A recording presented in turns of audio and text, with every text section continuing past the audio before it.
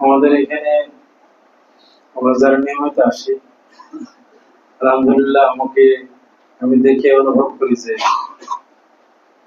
এই ক্লাসটার গুরুত্ব এবং মহব্বত অনেকেই আমরা বুঝতে পারছি না? এই জন্য আমরা আন্তরিকতার সাথে আসি। হঠাৎ করে একটা মানুষ আসলে প্রথম এসেই বিষয়বস্তু বুঝতে একটু সময় লাগবে, ওরা শুনবে, কিন্তু এর গভীরতা, গুরুত্ব, লক্ষ্য উদ্দেশ্য বুঝতে থেকে লাগে, সময় লাগে। আমাদের এখানে যদি কোনো মেহমান আসে, আমাদের কর্তব্য হলো তাকে সম্মান দেওয়া। এটা আমার উস্তাদ বলতে, সে যুবক হোক, মুরব্বী হোক, নতুন সাথী হলে তাকে কি করা, তাকে একটু বসতে দেওয়া, এগিয়ে দেওয়া, মুরব্বী হলে সম্মান করা। আমাদের মাস্তরাতের ক্ষেত্রে হতে, মাস্তরাতের এখানে আপনারা দূরে থাকেন, সবাই সম্মানী, তারপর আমাদের ক্লাসে যারা পুরাতন আসেন নিয়মিত, নতুন এক লোক আসলো, আপনারা তার মূল্য দিলেন না। নতুন মানুষ কোথায় আসছে, যদিও এটা আমাদের কোন প্রতিষ্ঠানের এটা সহযোগী একটা জায়গা, বিভিন্ন একটা বাসায় তারা বসার ব্যবস্থা করছে, আল্লাহ তাদেরকে যা যা খেয়ে দান করুন। তারপরও ব্যবস্থাপনা যাই আছে, একজন নতুন লোক আসলে সে যেই পরিবার থেকে আসুক, যেমনই আসুক, সে একজন আমাদের দিনী বোন, দিনী মা, তাকে একটু সমাজে বসতে দেওয়া, জায়গা করে দেওয়া, তার সাথে ভালো আচরণ করা, কি বলেন দরকার। একবার আমাদের দূর থেকে অনেক লোক আসে, সে এক মহিলা আসছে, আর বাড়ি আছে অনেক ভালো পরিবেশে থাকে, আর সে এখানে মহিলাদের এখানে আর ভালো লাগে না, কষ্ট পাইছে, চিল্লাচিল্লি হয়েছে, হালকা হয়েছে, কথাও শুনে নাই। আমি পরে জন করলাম, তো একদিন বলো হুজুর আমি তো এখানে কিছু শুনতে পাইনি, ওইখানে হুজুরের কথা গুরুত্ব সহকারে শুনতে আসছে, ওখানে পরিবেশের কারণে সে যে কোনো ভাবে তার ভালো লাগে। এই জিনিসগুলো আমাদের ক্লাসের জন্য ক্ষতির কারণ, কি বলবো কথা ঠিক আছে। বিশেষ করে যারা মাস্টারাত আছেন, মাস্টারাত খেয়াল রাখবেন, একটা নতুন মানুষ আসলে তাকে শ্রদ্ধা করবেন, যাতে সে কথা বলে শুনতে পারে, একটু বসতে পারে, সুবিধা অসুবিধা হইলে তাকে তার দিকে একটু ছাড় দাও, ঠিক আছে না, কি বলেন। প্রথম আসলে তাকে একটু নিয়ম কানুন শুনে না দেওয়া, করছেন কেন, করছেন কেন, এটা উস্তাদ আস্তে আস্তে বুঝলাম। আর আমরা যারা পুরাতন আছে, আমরা খুবই নিয়ম কানুন মেনে চলার চেষ্টা করি, শান্ত থাকি, ঠিক আছে ইনশাআল্লাহ, কি বলেন। এভাবে যদি আমরা নিজেরাই যদি আল্লাহর দিক মতো জোরে আমরা আল্লাহকে পাওয়ার জন্য সবরের সাথে, চিন্তার সাথে, আখলাকের সাথে আমরা এখানে আসা যাওয়া করি, এই এতটুকু আসা যাওয়ার উসিলায় আল্লাহ রাব্বুল আলামিন আমাদেরকে অনেক বড় জ্ঞানের ভান্ডার আল্লাহ আমাদের অন্তরে দান করবেন ইনশাআল্লাহ। এবং এই আসা যাওয়ার উসিলায় আল্লাহ রাব্বুল আলামিন আমাদের জন্য বেহেশতের রাস্তাকে আল্লাহ খুলে দেবেন ইনশাআল্লাহ, বেহেশতের রাস্তায় উঠাই দেবেন ইনশাআল্লাহ। এর আল্লাহ নবী সাল্লাল্লাহু আলাইহি ওয়াসাল্লাম বলেছেন যে আল্লাহ পাওয়ার রাস্তা ধরলো, আল্লাহ তাবারক ওয়া তাআলা তার জন্য বেহেশতের রাস্তাকে আল্লাহ সহজ করে দেবেন, বেহেশতের পথ তাকে আল্লাহ ধরাই দিবেন, সুবহানাল্লাহ। জান্নাতের পথ ধরাবেন, আল্লাহর পথ ধরাবেন, শয়তানের পথ থেকে আল্লাহ তাকে সরিয়ে নিয়ে আসবেন। সেজন্য ইনশাআল্লাহ আমরা গুরুত্ব দেব, থেকে বলেন বিশেষ করে মাস্টারদেরকে বললাম আপনারা এটা খেয়াল রাখবেন, কোনো সুবিধা অসুবিধা হইলে, সমস্যা হলে উস্তাদকে জানাবেন, এটা কোনো রিপোর্ট না, আমাকে অবস্থা জানালে আমি সমস্যা সমাধানের চেষ্টা করলাম। সামনে শীতকাল আসতেছে, আপনারা কিভাবে বসেন আমি খবর নিব, নিচে কিছু লাগলে আমরা ব্যবস্থা করবো ইনশাআল্লাহ। সুবিধা অসুবিধা হলে আমাদেরকে জানলে ভালো হয়। আলহামদুলিল্লাহ নাহমাদুহু ওয়া নাস্তাঈনুহু ওয়া নাস্তাগফিরুহু ওয়া নাউযু বিল্লাহি মিন শুরুরি আনফুসিনা ওয়া মিন সাইয়্যাতি আমালিনা মান yahdihillahu fala mudilla lahu wa man yudlilhu fala hadiya lahu wa nashhadu an la ilaha illallah wahdahu la sharika lahu wa nashhadu anna Muhammadan abduhu wa rasuluhu أرسله بالحق بشيرا ونذيرا وداعيا إلى الله بإذنه وسراجا منيرا أما بعد أعوذ بالله من الشيطان الرجيم بسم الله الرحمن الرحيم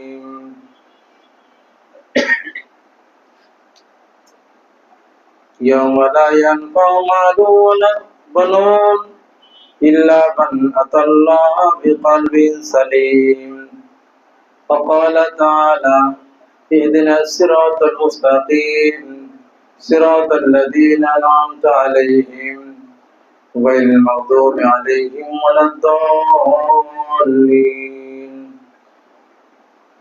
وقال تعالى أليس الله بكاف عبده وقال رسول الله صلى الله عليه وسلم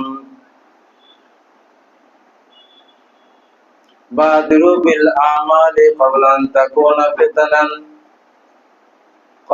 تكون فتن كقطع الليل المظلم يصبح الرجل مؤمنا ويمسي كافرا ويمسي الرجل مؤمنا ويمسي كافرا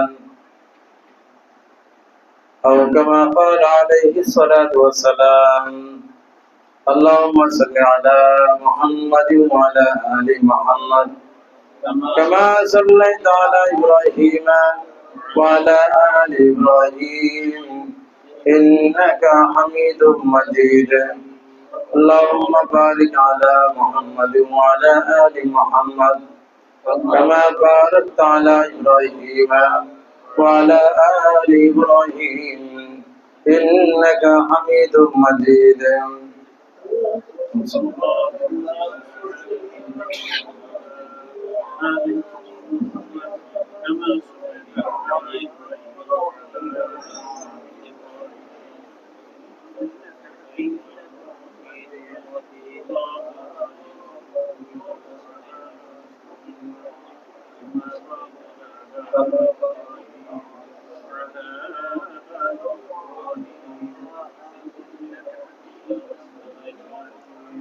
আলহামদুলিল্লাহ তানভীর সাহেব একটু ভালো করে বসতে দেন সবাই আলহামদুলিল্লাহ বলেন এত অসুস্থ হয়ে গেছিল আল্লাহ পাক সুস্থ করে আমাদের ক্লাসে নিয়ে আসেন আল্লাহ আমাদের সবাইকে সুস্থ রাখে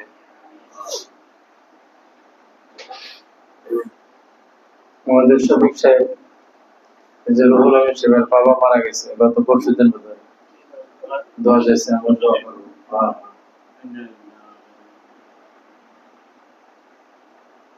আল্লাহ রাব্বুল আলামিনের মহান দরবারে আমরা অন্তর থেকে শুকরিয়া আদায় করি যে আল্লাহ রাব্বুল আলামিন আমাদেরকে অনেক বেশি ভালোবাসেন অনেক বেশি মায়া করেন পৃথিবীতে আল্লাহ শুধু মানুষকে বানাইছেন ভালোবাসার জন্য আল্লাহর সাথে ভালোবাসার সঙ্গী বন্ধু ভালোবাসার পাত্র এই পৃথিবীতে একমাত্র মানুষ মানুষ কত দাম এই জন্য আল্লাহ মানুষকে এত দাম দিয়ে বানায় দামি করে আল্লাহ বানাইছেন এবং আল্লাহ দামি বলে আল্লাহ ঘোষণা করেছে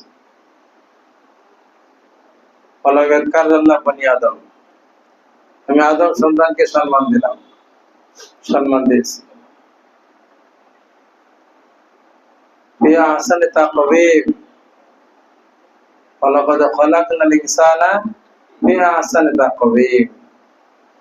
ইনসানকে সুন্দর আকৃতি দিয়ে আমি বানিয়েছি, সৃষ্টি করেছি।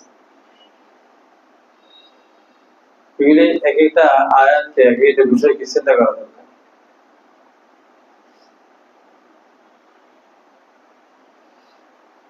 এজন্য মানুষকে আল্লাহ ভালোবেসে মহব্বত করে নিজ কুদরতি হাতে আল্লাহ মানুষকে বানিয়েছে। পৃথিবীর সবকিছুকে হুকুম দিয়ে বানাইছেন। কোন বলেন হুকুম, এটা অনেকবার বলি। আর মানুষকে আল্লাহ পাক নিজ কুদরতি হাত দিয়ে বানিয়েছে।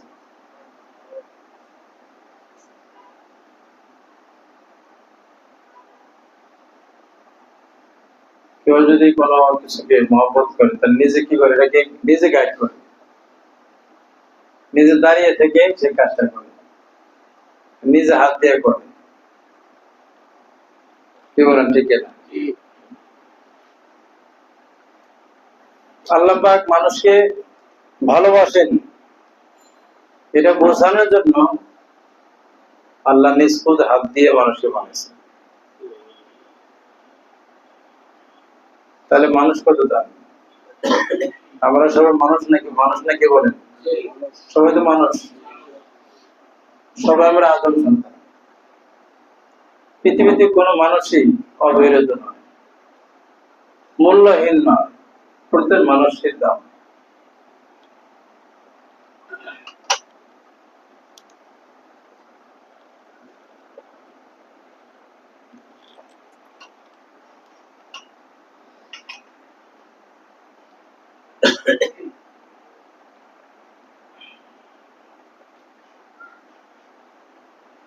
আমাদের এই দুনিয়াতে আসা থেকে নিয়ে শুরু করে দুনিয়াতে যাওয়া পর্যন্ত প্রতি সেকেন্ডে প্রতি মুহূর্তে আল্লাহ পাকের রহমতের বর্ষণ আমাদের উপর হইতেই থাকে। কিন্তু কম মানুষ আছে, কলিলুম মিন ইবাদিয়াশ শাকুর। আল্লাহ বলেছেন বহুত কম আছে আমার বান্দা যারা কৃতজ্ঞতা প্রকাশ করে, আমার শুকরিয়া আদায় করে। এমন কৃতজ্ঞ বান্দা বান্দি বহুতই কম। আল্লাহ নিজে বলেন, দয়ার সাগরে আমাকে আপনাকে ডুবাই রাখছেন। আসেন, সামনে আসেন, বলবে এদিকে আসেন, দয়া করে দেন, বসেন। দয়ার সাগরে আল্লাহ রাব্বুল আলামিন আমাদেরকে ডুবিয়ে রেখেছে।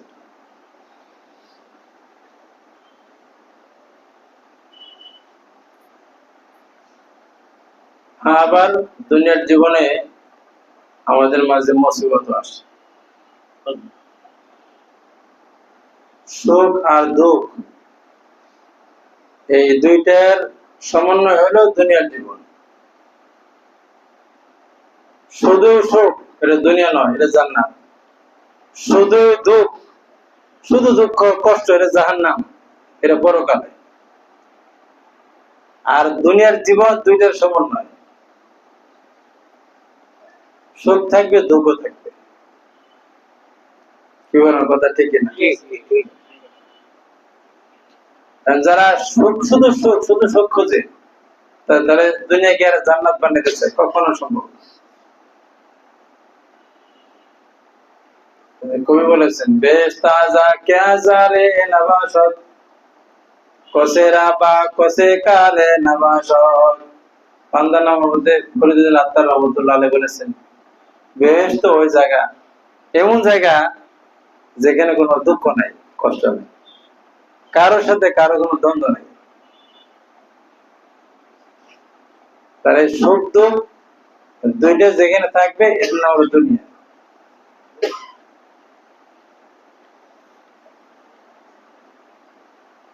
পৃথিবীতে খুঁজেন, মনে যে ওই লোকটা অনেক সুখী, যা দেখেন 14 তলার উপরে থাকে, কত দুঃখ আছে। কাছে গেলে আলাপ করলে বুঝে যাবে দুঃখের পরিমাণ কিরকম। এর দুঃখ হলো আরেক সিস্টেমের।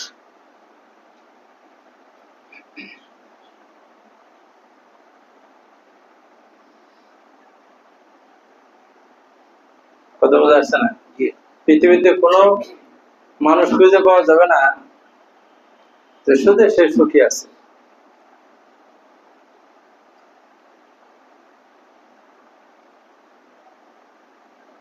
সেজন্য তিনটা গুণ সফলতা অর্জনের জন্য আমাদের মধ্যে থাকা দরকার। সফলতা অর্জনের জন্য কয়টা গুণ থাকা দরকার? অনেকে আমাদের ক্লাস শুরু হয়ে গেছে, গুরুত্বপূর্ণ কথা দেখা যায় ওয়াজের মধ্যে কতগুলো ভূমিকা থাকে, তারপর শুরু করে আমার তো ক্লাসে কোনো ভূমিকা থাকে নাকি? মামুন কি বলো, ক্লাসে কোনো ভূমিকা থাকে না। যারা পড়াশোনা করে এরা বুঝে। আর ওয়াজে ভূমিকা থাকে। আমাদের ছাত্ররা এরা ওয়াজ শুনতে আসে যে হুজুর আগে ভূমিকা শেষ করুন, মেন ওয়াজের মধ্যে আমি হাজির হব। আর আমাকে কে বলবে যে হুজুর ওই যে মেন কথা শুন, তাড়াতাড়ি গেইন করা যায় কেমন, তাড়াতাড়ি রেজাল্ট হয়ে যায় কেমন, মাঝে মাঝে কে বলবে।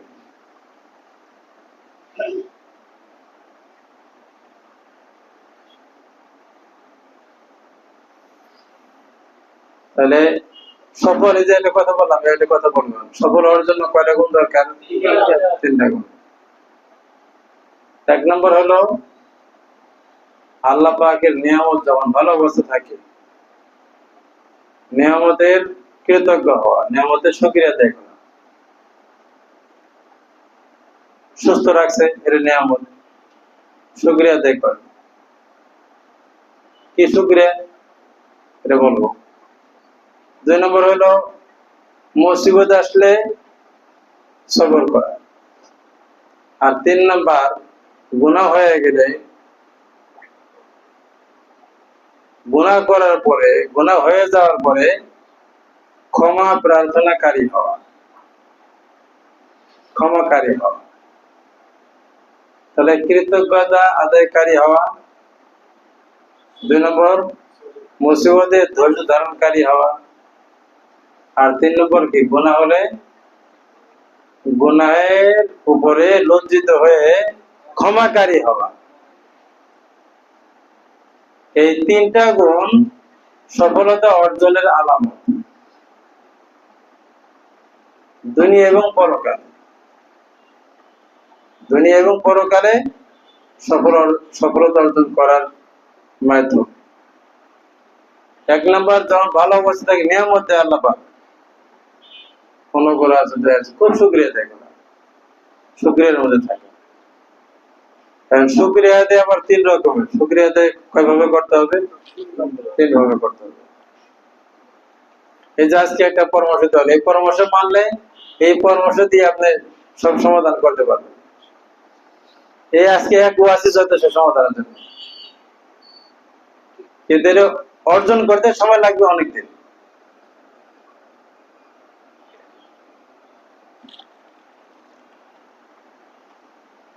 তাহলে সফলতা অর্জনের আলামত কয়টি? তিনটি। এক নম্বরে কি? নিয়ামতে শুকরিয়া আদায় করা, শুকরিয়া আদায়কারী হওয়া।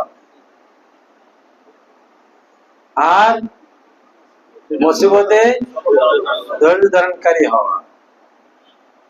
তিন নাম্বার, গুনাহ হলে তওবাকারী হওয়া, ক্ষমাকারী হওয়া। এখন এক নম্বর নিয়ামতের শুকরিয়া আদায় করার পদ্ধতি আবার তিন রকমের, তিন ভাবে শুকরিয়া আদায় করতে হবে। এক নম্বরে আন্তরিক ভাবে কৃতজ্ঞতা প্রকাশ করা। এক নম্বরে কি? আন্তরিক ভাবে কৃতজ্ঞতা প্রকাশ করা। এটা কি বোঝা আসে নাকি? মনের মধ্যে খুব খুশি, কৃতজ্ঞতা প্রকাশ করা হয়।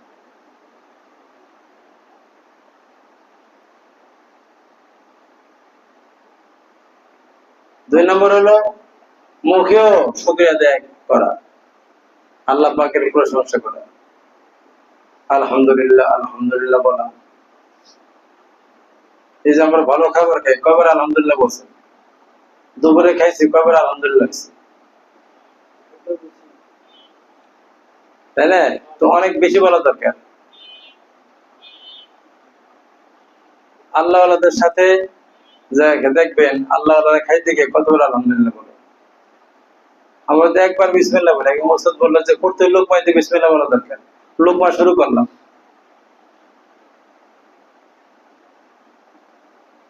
মাছ খাইতেছে, মাছ খাওয়ার আগে দেখ উস্তাদ লা হাওলা ওয়ালা কুওয়াতা ইল্লা বিল্লাহ পড়তেছে। এবং উস্তাদ লা হাওলা কেন বললেন? আসলে যারা নাকি জিকিরের উপর আমল করে ওনাদের মধ্যে অনেক পুঙ্খানুপুঙ্খানু ফিকির আল্লাহ পাক ঢুকাই দেয়, সবকিছুতে আল্লাহ। এমনি উস্তাদের ভয়ে কাঁটাওয়ালা মাছ খায় না, তাই কাঁটা ছাড়া মাছ, বড় মাছ, তা বলতেছে এটা লা হাওলা পড়তেছে, কারণ যদি কাঁটা একটা মুসিবত ভিতর মুসিবত করে, আল্লাহর স্মরণ রেখে ভয়ের সাথে খায়। কি বলুন, কথা ঠিক না? খাবার খেলাম, এটা নিয়ামত, এটা কতবার আল্লাহ পাকে শুকরিয়া আদায় করা দরকার, আল্লাহকে স্মরণ রাখে খাওয়া দরকার। ভালো ভাত খেলাম, তরকারি খেলাম, কত আইটেমের খাবার, এই একটা অনুভূতি, আন্তরিক সুখ, আন্তরিকতা থাকতে হবে।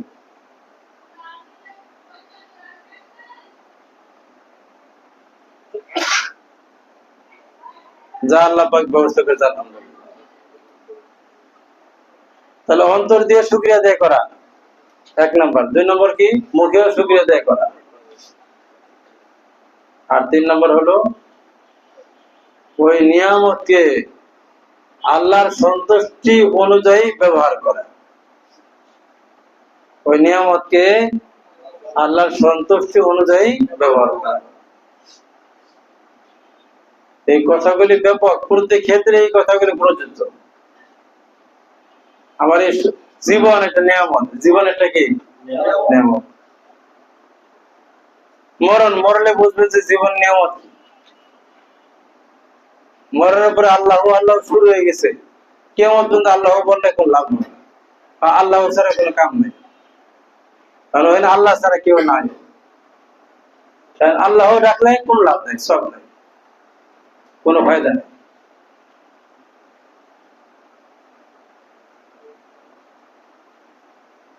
তাহলে এখন এই জীবন, মরণের পরে জীবনের মূল্য দিলে কোন লাভ হবে না। খুব সময় লাগিয়ে দিলাম, কবরের মধ্যে কত হাজার সাল লাগাইতে হবে, কত চিল্লা দিতে হবে, এই চিল্লা দিলে কোন লাভ নেই। আল্লাহ রাস্তায় এখন থাকো তুমি কবরে, কি লাভ আছে? কোন লাভ নেই।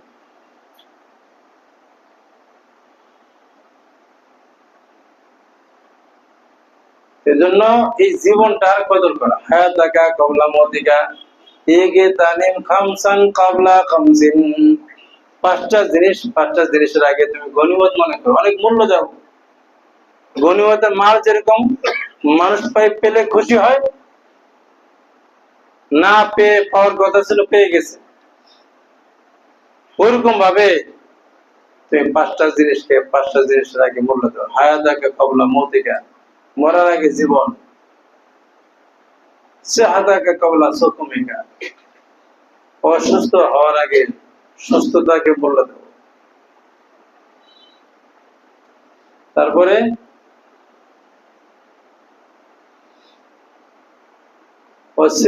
কবলা সুকুমিকা, শাবাবাকা কবলা হারামিকা, বুড়া হওয়ার আগে হাঁটুতে ব্যথা, কোমরে ব্যথা, এই জায়গায় সমস্যা, ওই জায়গায় সমস্যা, সেজদা করতে অসুবিধা, নামাজ পড়তে সমস্যা। এখন যেমন আমাদের অসুবিধা শুরু হয়ে গেছে। এই অসুখ রোগে ধরার আগে সুস্থ অবস্থায় তুমি সুস্থতাকে মূল্য দেবে।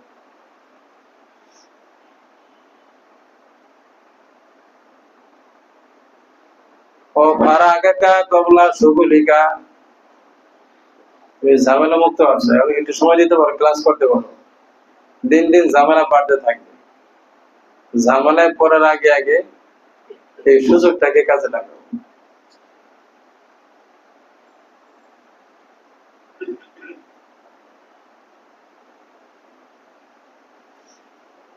তাহলে এগুলো সবগুলো নিয়ামত।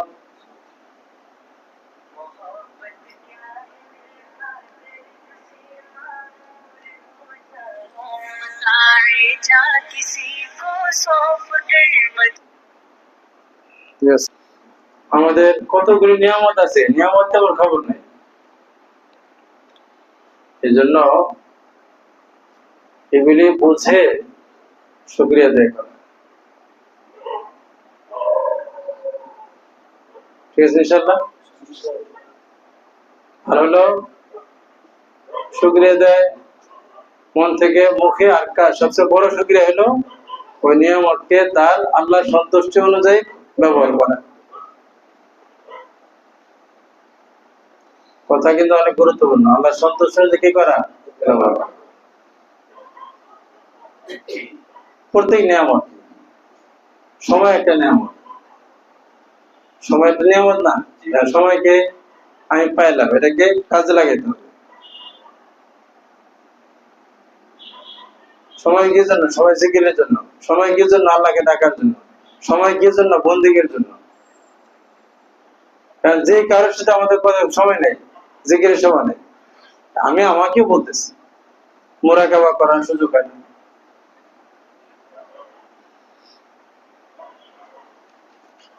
এর জন্য একটা বিষয়, নিয়ামতে কি করতে হবে? শুকরিয়া আদায় করতে হবে। কয়ভাবে?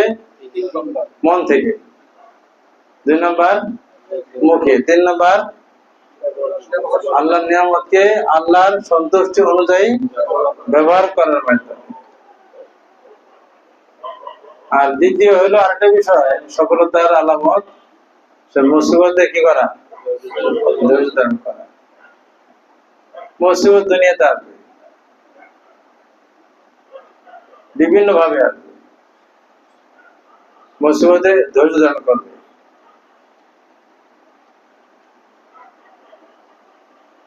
আল্লাহ বলেছেন, এই তোমরা ঈমান আনবে আর তোমাদের পরীক্ষা করা হবে না, এটা কি তোমরা ধারণা করেছো? কখনো না, কখনো না।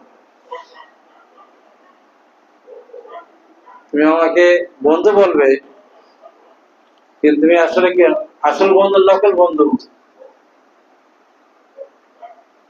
সত্যি সত্যি আমাকে ভালোবাসো কিনা, এটা আমি পরীক্ষা করবো। মুসিবতে পড়লেই ধরা পড়বে। মুসিবতে পড়লে কি করবে? ধরা পড়বে। নামাজ পড়ে কে পড়ে না? সফরে গেলে অনেকে নামাজ কাজা করে, সফর নামাজ পড়া লাগে না। গাড়ি ধরছে, নামাজ পড়বে কেমনি? হুজুর, যে হুজুর না তার তো খবরই নেই। হুজুরও কি করে? দাঁড়িয়েলা দাঁড়িয়ে হুজুর দেন, অনেকে দেখেন নামাজ আমাদের পড়তে যায়। কি বলো, কথা ঠিক না? অনেক মহিলাও, এরা মনে করে মহিলাদের এরা অনেক ছাড় আছে, এই সফরের মধ্যে নামাজ পড়ে না। এটা যে দায়িত্বশীল পুরুষ, তারা আল্লাহ করতে হবে। ওই পুরুষের উপর ফরজ মহিলাকে যেখানে নিয়ে যাবে, আর এই ফরজ বন্দিকে ঠিক রেখে ব্যবস্থাপনা করা দায়িত্ব তার। এই জন্য তারা গাড়িতে নামা লাগবে, গাড়িতে নামবে, সমস্যা কি? আমাদের গাড়িওয়ালাকে বলবে, ফিকির করলে নামা লাগবে না, গাড়ি আল্লাহ ব্যবস্থা করবে, গাড়ির মধ্যে পড়বে। কি বললাম, কথা ঠিক না? একটু এদিক সেদিক হলেই আমরা ফেল হয়ে যাই। উদাহরণ দিলাম, এরকম এরকম কত বিষয় আছে।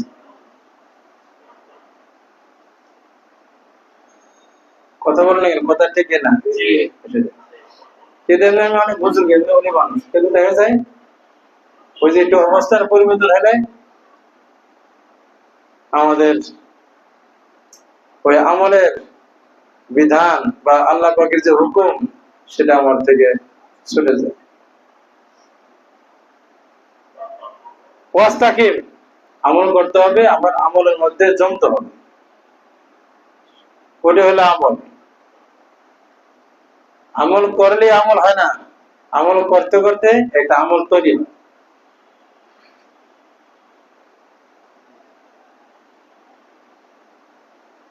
তাহলে মুসিবত আসলে মুসিবতে কি করা? সবর করতে, ধৈর্য ধারণ করা। মুসিবত আসবেই। আসাদুন নাসে বালান আল আম্বিয়া, সবচেয়ে বেশি মুসিবতগ্রস্ত হয়েছে নবীগণ। সুম্মা আউলিয়া, তারপর অলিগণ। অলিগণের জীবনে পড়ে দেখেন কত অসহায় জিন্দেগি। যে যত বড় ওলি হয়েছে তাকে অত বড় মুসিবতের পরীক্ষা দিতে হয়েছে। সুবহানাল্লাহ। আজকে তো আউলিয়া খুঁজেন, ওখানে আপনারা দেখেন পরের কথা, যে যত বড় বয়সে ওলি হয়েছে তার কি করা লাগছে, অত বড় পরীক্ষা দেওয়া লাগছে। যত বড় ডিগ্রি নেবে, যত উচ্চ ক্লাসে যাবে, অত করে পরীক্ষা দিয়ে তাকে উচ্চ ক্লাসে যেতে হবে। আরে পরীক্ষা দেওয়া ভালো না খারাপ? পরীক্ষা ভালো। পরীক্ষা দিলে তো ক্লাস উপরে দিকে ক্লাস পাবে। পরীক্ষা অ্যাটেন্ড না করলে তো উপরে ক্লাস করতে পারবে না। হাদিসের মধ্যে আসছে, মুসলিম শরীফের হাদিস, রিয়াজুস সালিহিন কিতাবের মধ্যে আছে, قال رسول الله صلى الله عليه وسلم إن عظام الأجر من عظام البلاء। রাসূল করিম সাল্লাল্লাহু আলাইহি সাল্লাম বলেন যে বড় প্রতিদান, বড় প্রতিদান আল্লাহ পাক দান করবে বড় মুসিবতের বিনিময়ে। সুবহানাল্লাহ। রাসূলের হাদিস, পরিষ্কার হাদিস। আমরা ঘাবড়াই যে এত বড় মুসিবত কেন আসলো, আল্লাহ জানেন না আমাকে কেন, আল্লাহ ভালো জানেন।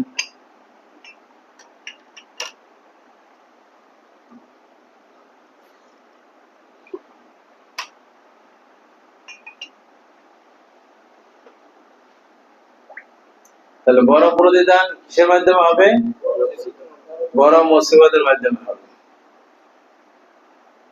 ব্যবসা করছে, লস খায় নাই, পৃথিবীতে আমার মনে হয় এমন কোন ব্যবসায়ী এরকম খুঁজে পাওয়া যাবে না। যারা ব্যবসা করছেন তারা হয়তো অভিজ্ঞতা থাকতে পারে যে লস খায় নাই, আমার মনে হয় যে ওই সাধারণ আলো বেছে লস আর লাভ কি। যারা বড় ব্যবসায়ী হয়েছে ওরা কোনো না কোনো জায়গায় লস খাইছে, লস খেয়ে কি করতে হয়, ব্যবসা শিখতে হয়। কি বলে রিয়াসা?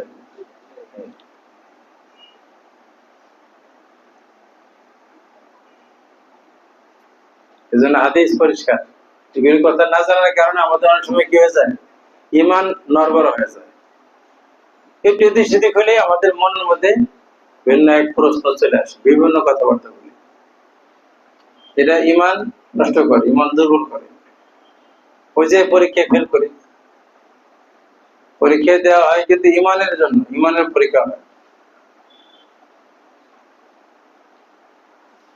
এই জন্য মুসিবতের মধ্যে কয়েকটা কাজ।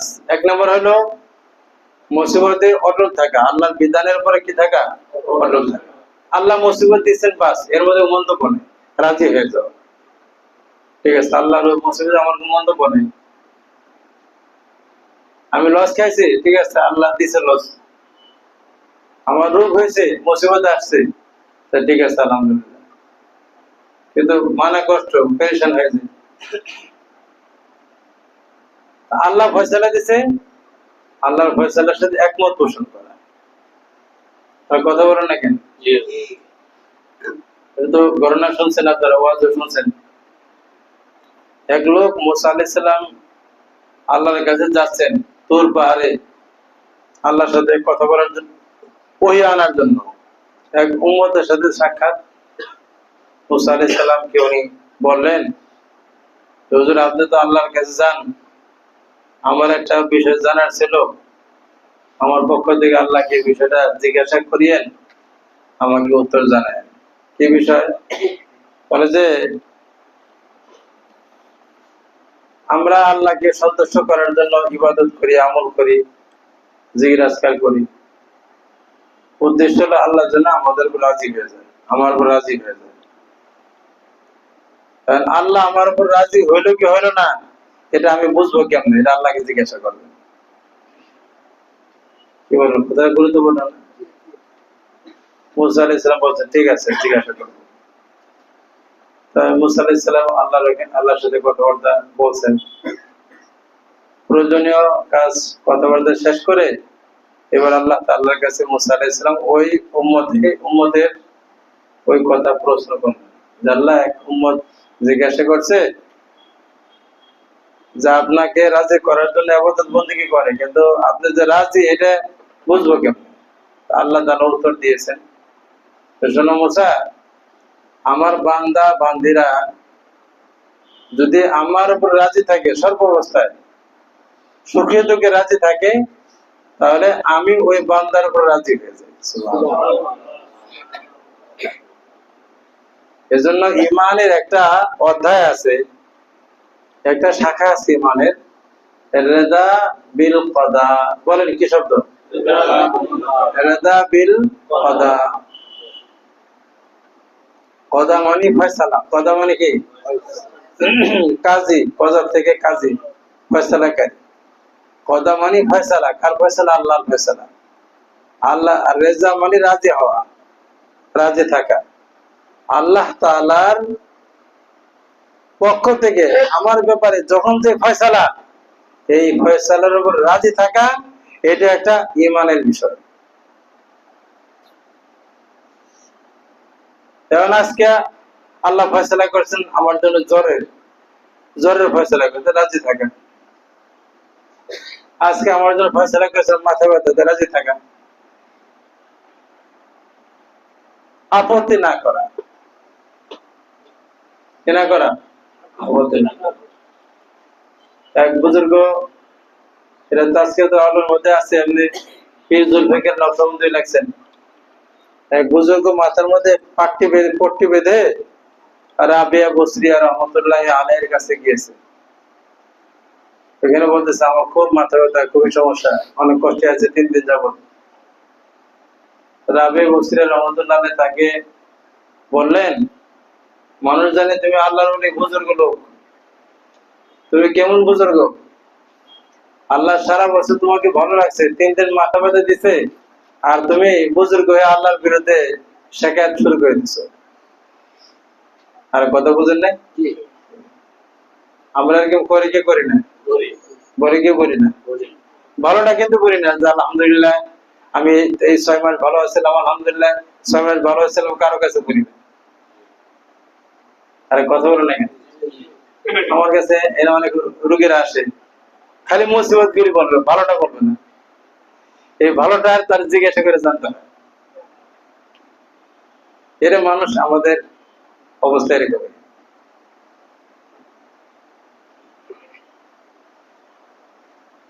তাহলে রেদা বিল কদা, এই যে ফয়সালা, মুসিবত আসলে কি করণীয়? 1 নম্বর কাজ, 3টা কাজ। 1 নম্বর হলো আল্লাহর ফয়সালার রাজি হয়ে যাওয়া। আর 2 নম্বর, মুসিবত অবস্থায় এমন কোন কথা প্রকাশ না পায় যে আমি অসন্তুষ্ট। এমন কোন কথা প্রকাশ না পাওয়া যে আমি কি অসন্তুষ্ট। কথা ভালো লাগতেছে না আপনাদের? কথা শুনতেছেন নাকি, না ঘুমাইতেছেন? যেহেতু আমাদের জীবন করতে হবে, আমাদের কি করতে হবে? এই জন্য এগুলো আমাদের প্রয়োজনীয় পরামর্শ। ডাক্তার যে প্রেসক্রিপশন লেখে ওখানে সুর দিয়েও কথা বলে না, আর অনেক গল্প সল্প করে, ওখানে সাজেশন, পরামর্শ। এই ওষুধ খেলেই রোগ ভালো হয়ে যাবে। আমাদের জীবন এটা সুন্দর বানাইতে হলে পরামর্শ শোনা, গুরুত্ব সহকারে শুনতে হবে, কাজ করতে হবে, তাহলে সমাধান হবে ইনশাআল্লাহ।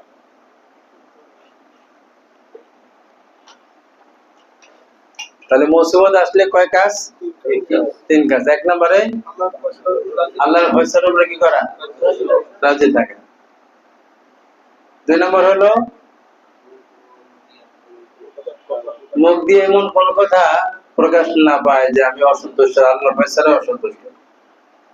3 নম্বর, আমার কার্যক্রম এমন না হয় যে আমি ভিন্ন এটার উপর অসন্তুষ্টের কার্যক্রম করলাম। যেমন ওই যে হাত মারা, কাপড় ছেড়ে ফেলা, মানে দুঃখে অনেক কিছু করে না, এমন কিছু না। কিন্তু দুঃখের মধ্যে একদম জীবন দিয়ে দেয়, আত্মহত্যা করে ফেলতেছে। কোন আচরণ, অসন্তোষমূলক আচরণ না করা, কোন কার্যকলাপ না করা,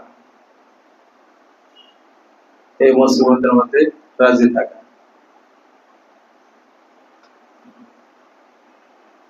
কারণ বিভিন্ন ভাবে আমাদের এই জীবন মুসিবত আসবে। মুসিবতে যদি আমরা এইভাবে আমল করি, আর মুসিবতের মধ্যে আরেকটা কাজ হলো দোষারোপ নিজেকে করা। দোষারোপ কাকে করা?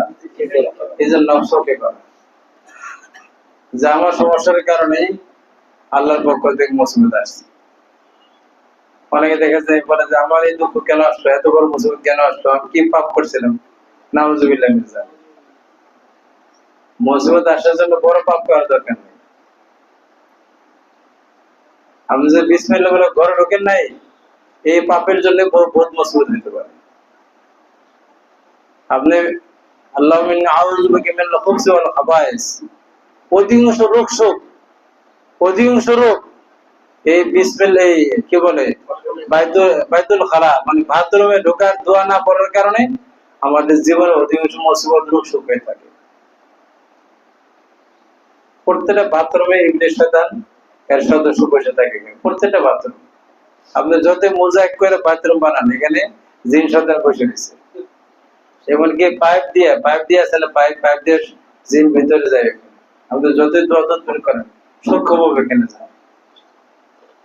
এই তত্ত্বগুলি আপনার জানা না থাকলে ভালো করে শুনে রাখেন।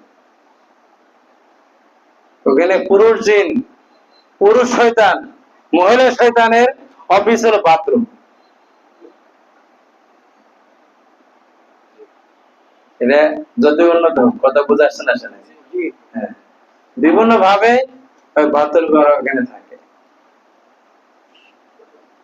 বিশেষ করে এই মহিলারা ওখান থেকেই জিনগ্রস্ত হয়, বাচ্চারা ওখান থেকে জিনগ্রস্ত হয়, শয়তানগ্রস্ত হয়, অসুখ বিসুখ হয়, ঝামেলা তৈরি হয়। এই জন্য ভালো থাকতে চাইলে ওই যে বাথরুমে ঢোকার দোয়া জানেন নাকি? জানেন? বলেন কি খুবুজ শুরুটা করে দেবো না কোন? মাশাআল্লাহ, পারছে, আমার মাদ্রাসা পারছে। বিসমিল্লাহ আল্লাহুম্মা ইন্নী আউযু বিকা, বিসমিল্লাহ বললো না বললো, আল্লাহুম্মা ইন্নী আউযু বিকা মিনাল খুবুসি ওয়াল খাবায়েস। পুরুষ জিন শয়তান আর মহিলা জিন শয়তান থেকে আল্লাহ তোমার আশ্রয় চাই। এই কথা বললে আল্লাহ আশ্রয় দিয়ে দিবে, আর ডিস্টার্ব করবে না। একবার বাথরুমে ঢোকার ক্ষেত্রেও এই দোয়া যেন মিস না হয় খেয়াল রাখতে হবে। একটা দোয়া মিস করছেন, কত বড় অপরাধ, কত বড় মুসিবতে পড়তে হবে। তাহলে বলে যে আমি কি মুসিবত করলাম, কি অপরাধ করলাম, এটা কি অপরাধ মনে করি না।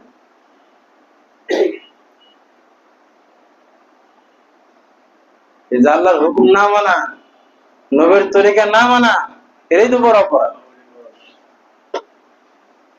কি বলে, এরকম অনেকে বলে না নাকি? মাথাতে পা পর্যন্ত সবই অপরাধ।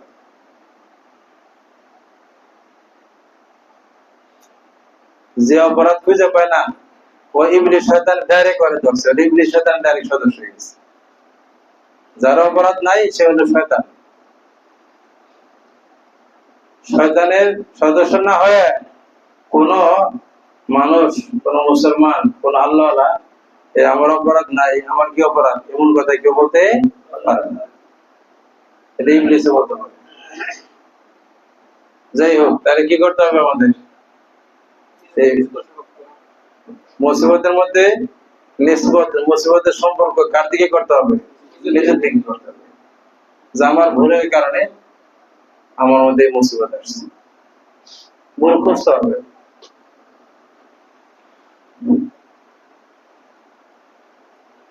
কথা বোঝা যাচ্ছে কিনা? মুসিবত আল্লাহ দিয়েছেন। যদি আমরা এইভাবে নিয়ামতের উপরে শুকরিয়া আদায় করি আর মুসিবতের মধ্যে ধৈর্য ধারণ করি, তাহলে এই মুসিবত কিছুদিনের পরে এটা আল্লাহ পাকের রহমত আর নিয়ামত হয়ে আমার কাছে ফেরত আসবে ইনশাআল্লাহ। মুসিবতটাই আমার জন্য একসময় আনন্দদায়ক মনে হবে। সুবহানাল্লাহ। মুসিবত কি মনে হবে? আনন্দদায়ক মনে হবে।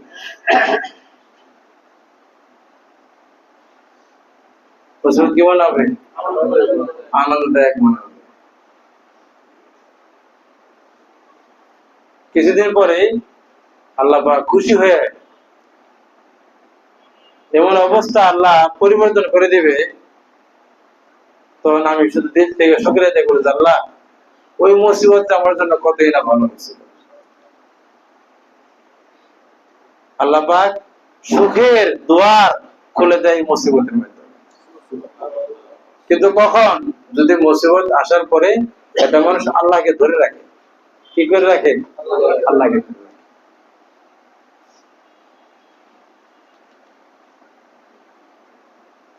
মুসিবত একই মুসিবত, কারোর জন্য গজব, কারোর জন্য রহমত। মুসিবত কারোর জন্য রহমত, কারোর জন্য কি গজব। মুসিবত আসার পরে যে মানুষটা আল্লাহর দিকে আরো বেশি ধাবিত হয়, কান্নাকাটি করে, ক্ষমা চায়, নিজেকে দোষারোপ করে, আরো বেশি আল্লাহমুখী হয়, তাহলে ওই মুসিবতটা ওর জন্য পরীক্ষা এবং এর প্রমোশনের ব্যবস্থা আল্লাহ করে দেন। আর যদি সে ওরকম মনোভাব পরিবর্তন না হয়, আগে যেমন ছিল ওরকম উদাসীন, তাহলে ওই মুসিবতটা ওই ব্যক্তির জন্য গজব। এটা পরীক্ষা ফেল করছে, গজব শুনছে, এটা তার জন্য অভিশাপ।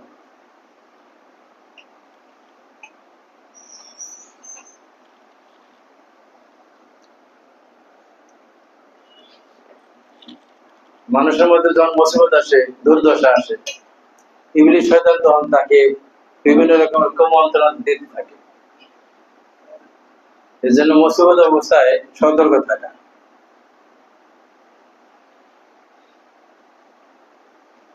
মুসিবত অবস্থায় কি থাকা? সতর্ক থাকা।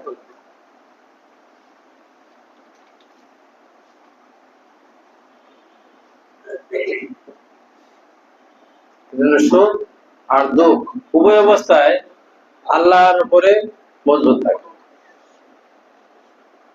আল্লাহ বলেছেন, আলাইসাল্লাহু বিকাফিন আবদাহু, যে বান্দা বান্দি সুখ দুঃখ উভয় অবস্থায় সে আল্লাহর দিকে মোতাবজ্জ থাকবে, আল্লাহকে ধরে রাখবে, আল্লাহর হুকুমকে ধরে রাখবে, আল্লাহ রাব্বুল আলামিন ওই বান্দা ওই বান্দির জিম্মাদারি স্বয়ং আল্লাহ পাক নিয়ে নেন। আল্লাহ পাক তার জন্য যথেষ্ট নেন।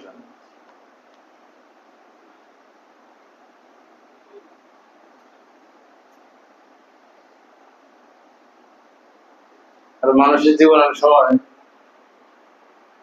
এটা একটা পরীক্ষা। আর 2 নম্বর হলো, যারা ভালো কাজ করে ইবাদত করতে করতে মানুষের মতো অহংকার আসে। কি আসে? অহংকার আসে। তাহলে আল্লাহ যদি কারো প্রতি দয়া করার ইচ্ছা থাকে, আল্লাহ চান যে বান্দার উপর আমার দয়া করা দরকার, ওকে আমার পথে এগিয়ে দেওয়া দরকার, তাহলে আল্লাহ রাব্বুল আলামিন ওই বান্দার ওই কল্যাণের জন্য একটা মুসিবত দিয়ে দেয়।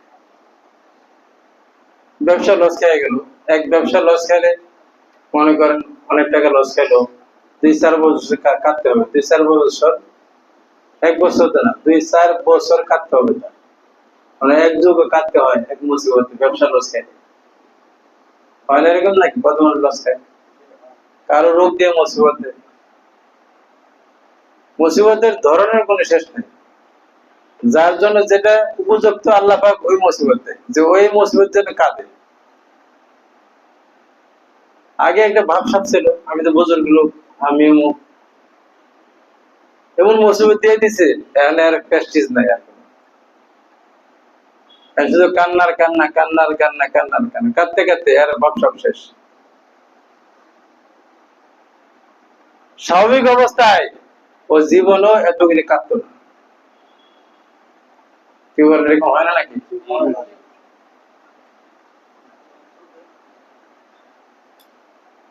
আল্লাহ পাক ওই মুসিবত দিয়ে বান্দাকে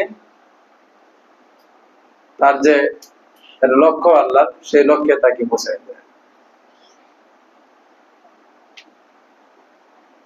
এই জন্য মুসিবতে বিচলিত না হওয়া।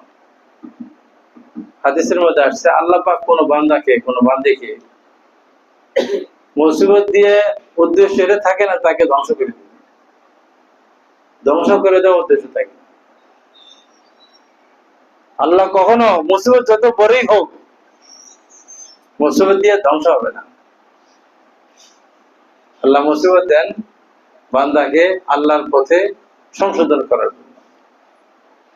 মুসিবত একটা উস্তাদ, মুসিবত নিজেই সংশোধনকারী। আমাকে মেরে পিটে কাঁদিয়ে যন্ত্রণা দিয়ে আমাকে পথের মধ্যে আনে।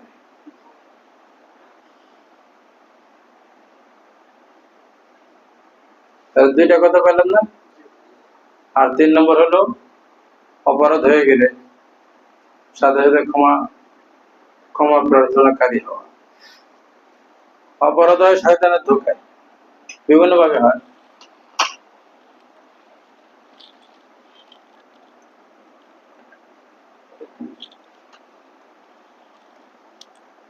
অহংকারী না হওয়া, সবসময় ক্ষমা প্রার্থনা করা, ভুল হয়ে গেলে ভুল স্বীকার করা, মানুষের সাথে ভুল হয়েছে ভুল স্বীকার করা, পুরুষ হোক নারী হোক ভুল হয়ে গেছে স্বীকার করা।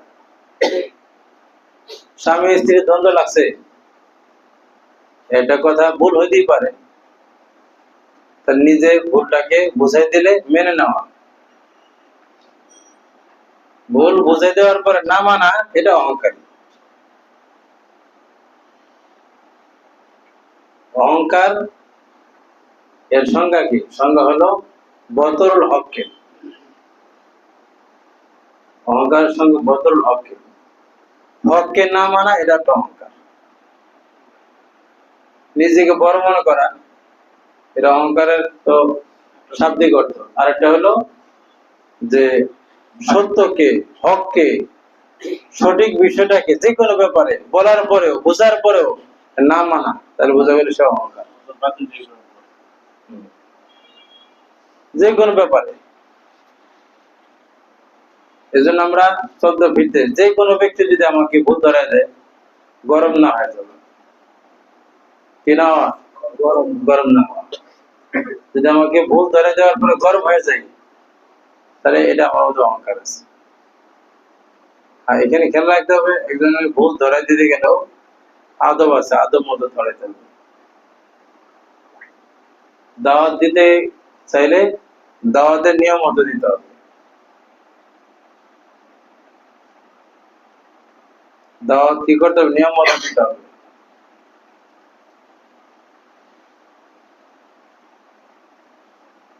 মুসা আলাইহিস সালামকে আল্লাহ পাঠিয়েছেন দাওয়াত দেওয়ার জন্য কার কাছে? ফেরাউনের কাছে। ফেরাউন এই পৃথিবীতে সবচাইতে দুষ্ট লোক, সবচাইতে বেশি অহংকারী, সবচাইতে বড় অপরাধী, ঠিক কিনা? যেহেতু নিজে ক্ষুদা দাবি করছে, তাই না?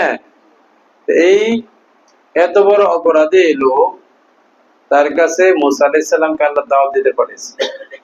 সাথে ভাই সহযোগী তাকে নবী বানায় দুইজন গেছে, দুই নবী একসঙ্গে। আল্লাহ বলে দিয়েছেন, আদব শিখেছেন, যে ফেরাউনকে তুমি তোমরা দাওয়াত দিবা, অকুলা লাহুমা অকুলা লাহু কওলাল লাইয়িনা, অকুলা লাহু কওলাল লাইয়িনা। তোমরা দুইজনে ফেরাউনকে যে বলবে নরম কথা বলবে, ঠিক আছে? আমি সবাই অকুলা লাহু কওলাল লাইয়িনা, তোমরা দুইজনে ফেরাউনের সাথে কথা বলবে নরম ভাবে, নরম কথা বলবে, গরম কথা বলবে না, ঠিক না? তাহলে নবীর মতো এত বড় দামি লোক আর ফেরাউনের মতো এত লম্পট, তারকে দাওয়াত দিতে গিয়ে নরম ভাবে কথা বলতে হয়। তা আমরা একে অপরকে সংশোধন করব, বুঝাবো, এর নরম ভাবে বলতে হবে, নিয়ম মতো বলতে হবে। তো বোঝানোর পরে যদি কেউ না মানে, তাহলে বোঝা গেল সে কি? অহংকারী। ঠিক আছে ইনশাআল্লাহ? সর্বক্ষেত্রে ক্ষমাকারী হওয়া, আবহাওয়া।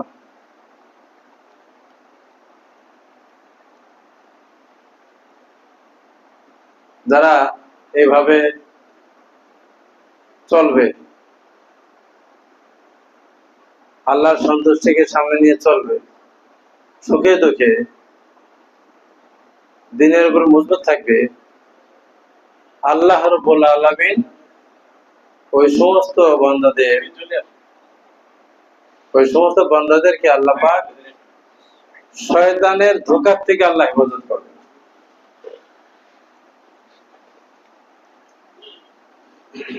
শয়তানের ধোঁকা থেকে আল্লাহ কি করবেন?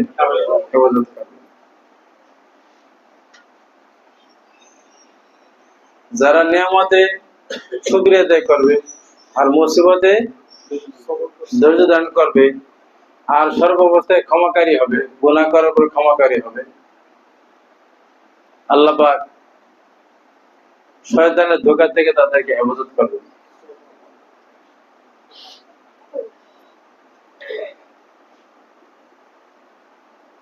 ইন্না ইবাদি লাইসা লাহু আলাইহিম সুলতানুন, আল্লাহ পাক সূরা আল হিজরের 42 নম্বর আয়াতে আল্লাহ বলেছেন যে আমার যে সকল বান্দা যারা আমার সাথে সম্পর্ক রাখে, আমার সন্তুষ্টি কামনা করে পৃথিবীতে চলে, এরা আমার বন্ধু। আর শয়তানের কোন রকমের কর্তৃত্ব ওই সমস্ত বান্দাদের উপরে চলবে না, আমি সদে দেব। শয়তান ওই সকল মানুষদের উপরে কি করতে পারে না, কোনো কর্তৃত্ব করতে পারে না। আল্লাহ কর্তৃত্ব করতে দেন না। সুবহানাল্লাহ।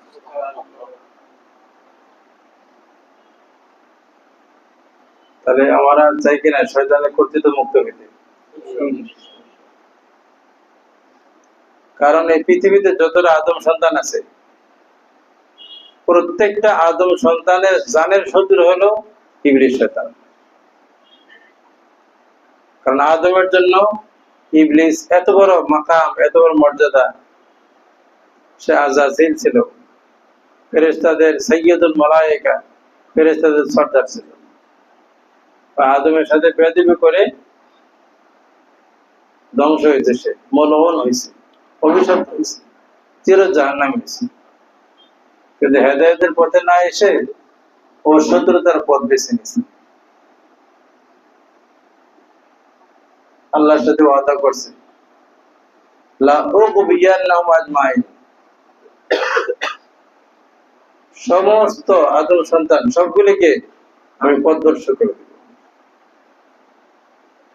আল্লাহ যদি বলেছেন যে কিছু মানুষদেরকে তুই কি কর্তৃত্ব করতে দিব না আমি, এই জন্য শয়তান আবার স্বীকৃতি দিয়েছে ইল্লা ইবাদাকা মিনহুমুল মুখলাসিন। হ্যাঁ, আল্লাহ তোমার যারা মুখলাস, একনিষ্ঠ বান্দা, যারা জিকির করে, মুরাকাবা করে, মন থেকে শয়তানি ওয়াসওয়াসা বের করছে, এরা একনিষ্ঠ বান্দা, তারা ছাড়া সবাইকে আমি ধোঁকা দিব।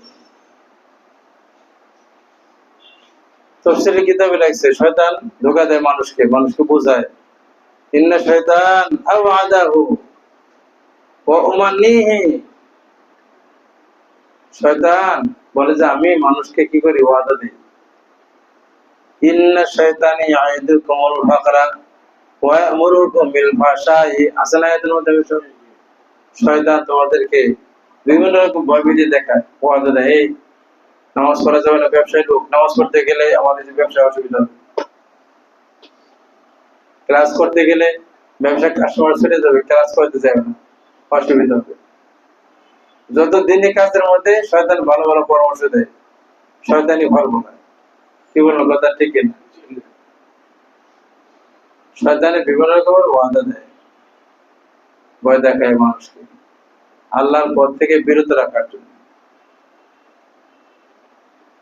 আর আল্লাহ বলেছেন আল্লাহু ইয়াইদুকুম মাগফিরাতান, আল্লাহ তোমাদেরকে ওয়াদা করেন, প্রতিশ্রুতি দেন মাগফিরাত, ক্ষমা। আল্লাহ ক্ষমা করার প্রতিশ্রুতি দিয়েছেন। এই জন্য সর্বক্ষেত্রেই শয়তান আমাদেরকে ওয়াদা দেয়, আশা ভরসা দেয়, বিভিন্ন কলা কৌশলে ধোঁকায় ফেলে। আর আল্লাহ হাদিসের মধ্যে বলেন, আল্লাহ বলেন কি যে আমি, শয়তান তো এরকম একটা পরিকল্পনা, আল্লাহ বলেন আমি আমার বান্দার জন্য, শয়তান তুই ধোঁকা দিতে থাক, কিন্তু আমি আমার বান্দার জন্য মৃত্যু পর্যন্ত যত গার না হবে ততক্ষণ পর্যন্ত আমি তওবার দরজা খোলা রাখলাম। সারা জীবন যত কোটি বার তুই ধোকা দিবি, বান্দা যদি এখানে তওবা করে আমি কোটি বারই মাফ করে দিব। ধোকা দিয়ে গুনাহ করেছস, শয়তান মনে করে যে একবার গুনাহ করছে মানে ও জাহান্নামে হয়ে গেছে, শয়তান খুশি হয়েছে। তা আল্লাহ পাক তওবা করার তৌফিক দেয় বান্দাকে, তওবা করে পরে পরিকল্পনা সব বাতিল হয়ে যায়। গারগারা আগ পর্যন্ত আল্লাহ পাক তওবার দরজা খোলে। যতই গুনাহ হোক আমাদের সাথে কাজ হলো তওবা করা, আল্লাহ মাফ চাই, আর করব না, আবার হয়েছে আবারও মাফ চাই। এই যে মুমিনের একটা কাজ হলো গুনাহ হয়ে গেলে মাফ চাইতে দেরি করতে নেই। আর কথা বল মাফ কি নাই, কোন ব্যক্তির সাথে দ্বন্দ্ব লাগছে আপনি মিটমাট করতে দেরি করতে নেই, সাথে সাথে ঘুম দিয়ে মিট করে ফেলেন, সমাধান হয়ে যায়। আল্লাহর সাথে শয়তানে আমাদেরকে ভেজাল লাগিয়ে দিছে, সাথে সাথে আল্লাহকে বলে দিতে, আল্লাহকে বলতে তো মসজিদে যাওয়া লাগে, তওবা করতে মসজিদে যাওয়া লাগে, তওবা করতে পেশাব লাগে, পেশাব লাগে না। আর পেশাবের তওবা একবার পড়াই দিছে, এটা ভালো, এটা উত্তম, মুস্তাহাব। কিন্তু যার যার তওবা সে নিজে নিজে পড়ে, মনে মনে পড়লে হয়। গাড়িতে, হাটে, বাজারে চলতে ফিরতে, উঠতে বসতে আর মনে মনে তওবা করা যায়। সহজে সহজে গেলে কথা নাই। আমরা কি তাদেরকে খুব জরুরি মনে করি, মন থেকে পড়ে থেকে আল্লাহ ভুল হয়ে গেছে, আল্লাহ আর করবো না, আর করবো না, আর করবো না, মনে মনে বললেই তো হয়ে গেল।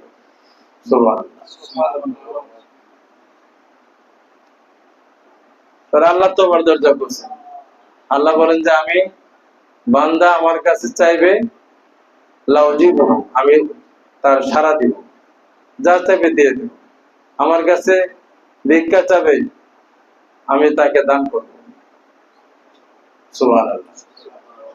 শয়তান যেরকম মজবুত, আল্লাহ তার চাইতে কি আরো অনেক বেশি উদার, অনেক মজবুত। তো এই নিয়মগুলি যদি না জানি তাহলে শয়তানের ধোঁকা থেকে আমরা বাঁচতে পারবো না, আর আল্লাহর দয়া থেকে দয়া নিয়ে আমরা মুক্তির পথ পাবো না, আটকে পড়ে থাকবো। এই না জানার কারণে তো ওই মুসলমান ধোঁকার মধ্যে থাকে। আর কথা বলেন না কেন, এক মহিলা আমাদের পরিচিতি ফোন দিয়েছেন, নামাজ পড়ে না, নামাজ বাদ যায়। আমি একটু রাগ করলাম, নামাজ পড়ে কথা বলবো, বাচ্চা কাছে পেশাব করে তো, মহিলাদের একটা বড় জোয়ান। মুফতি সাহেব তো আছে, মাসালা জিজ্ঞেস করবেন, নিজে মুফতি সাহেব ওই পেশাব লাগছে এই জন্য নামাজ কাজা, নামাজ বাদ। মহিলারা আল্লাহ তো এমনি মহিলাদের অনেক সহজ করছে। হাদিসের মধ্যে আসছে, এটা হাদিস মনে আসছে বলে দিই। আইয়ুমা ইমরাতিন সাল্লাত খামসাহা ওয়া সামাত শাহরাহা ওয়া আতাত বালাহা ওয়া আহসানাত ফারজাহা ফালিতাদখুল মিন আইয়ি আবওয়াবিল জান্নাতি শাআত। এটা হাদিস, মহিলাদের উদ্দেশ্যে ওয়াজ করলাম। রাসূল কারীম সাল্লাল্লাহু আলাইহি সাল্লাম বলেন যে যেই মহিলা, যে নারী চারটা কাজ করবে, কয়টা কাজ?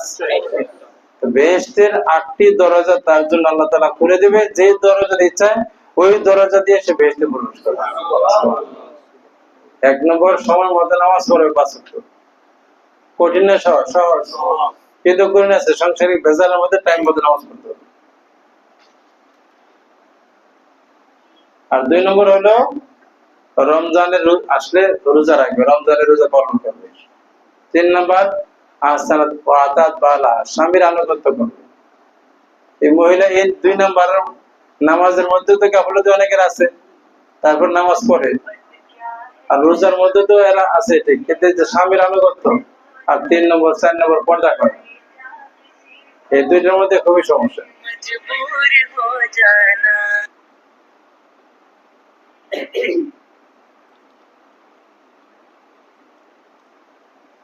তাহলে কি করবে? স্বামীর আনুগত্য করতে হবে।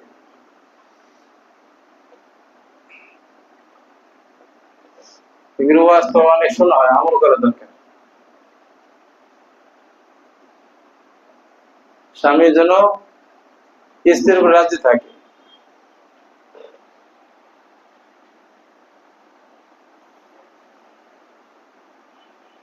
চেষ্টা করতে হবে বৈধ কাজে স্বামীর মনসাকে পুরা করার চেষ্টা করতে হবে। আবার স্বামীর জন্য স্ত্রীর অধিকার যে নেই সেটা পূর্ণ করতে হবে।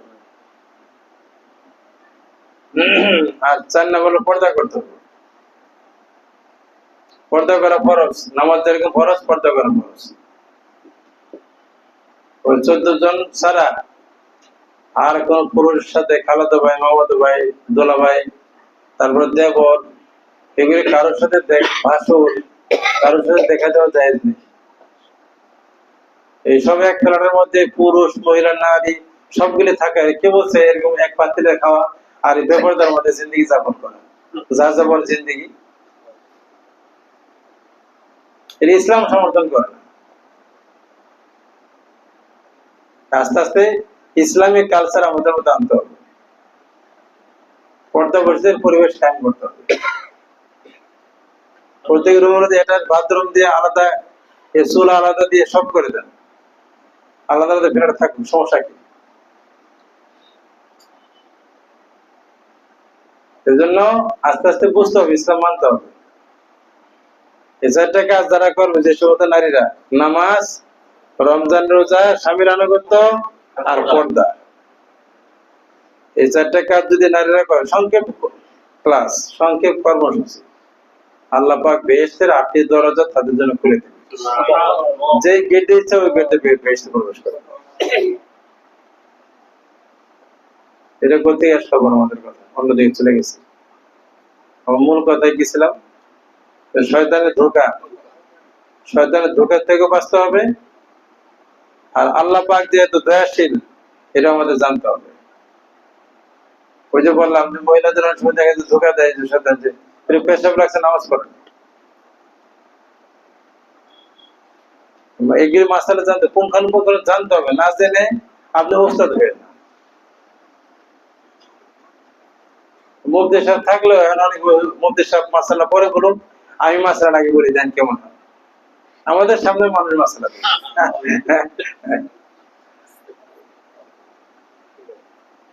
কত রকমের ভয়ানক অবস্থা। ইসলামটাকে খেলতামাশায় পরিণত করছে সর্বক্ষেত্রে। ইসলামের এত অবজ্ঞা।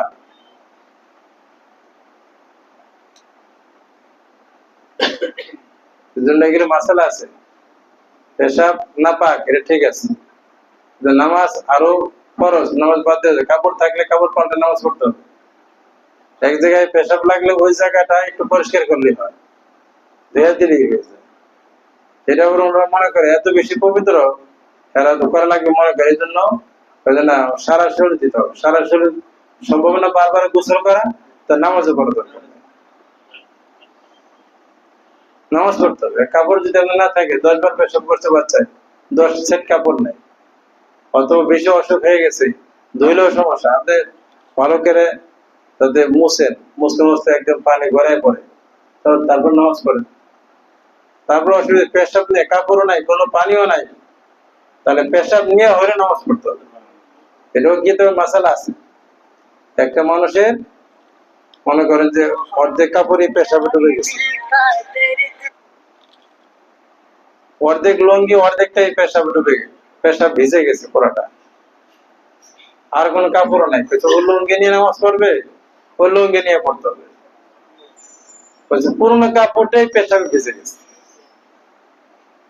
তাহলে কি নামাজ পড়বে? উলুঙ্গে নামাজ পড়ে না, পেশাব ওই কাপড় নিয়ে পড়বে। কেউ বলছে উলুঙ্গে নামাজ পড়বে, আর কোন কোন আইনবিদ বলেছেন যে না, ওই নাপাক কাপড় নিয়ে পড়বে, তাও তাকে নামাজ পড়তে হবে। এগুলো কিন্তু কিতাবে আছে মাসালা। তা আপনি সামান্য একটু নাপাক আছে এই উজতে নামাজ বাদ দিবেন, এটার কোনো বিধান শরীয়তে নেই, তাহলে বড় ক্ষতি হয়ে গেল না। মাসালা জানলে, বিধান জানলে আমাদের আমল করা সহজ হয়। এর জন্য আমরা জ্ঞানীদের কাছ থেকে জ্ঞান অর্জন করবো সর্বক্ষেত্রে। ঠিক আছে ইনশাআল্লাহ।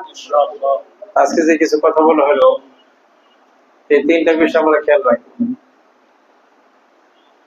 শয়তানের ধোঁকা থেকেও আমাদের বাঁচতে চেষ্টা করতে হবে। কোনটা শয়তানের ধোঁকা আর কোনটা হলো আল্লাহর পরামর্শ, এটা আমাকে আমার জীবনে কোন সময় কি ঘটে সেটা আমাকে ফিকির করতে হবে। আমি যদি আল্লাহর সাথে সাক্ষাৎ করতে চাই, এটা জরুরি। দেশ চালাতে হলে সরকারের এই দুইটা কাজ খুব জরুরি। সরকারের বন্ধু কে, সরকারের দুশ্মন কে, সরকার বিরোধী কারা আর সরকারের পক্ষে কারা, কি বলবো কথা ঠিক না?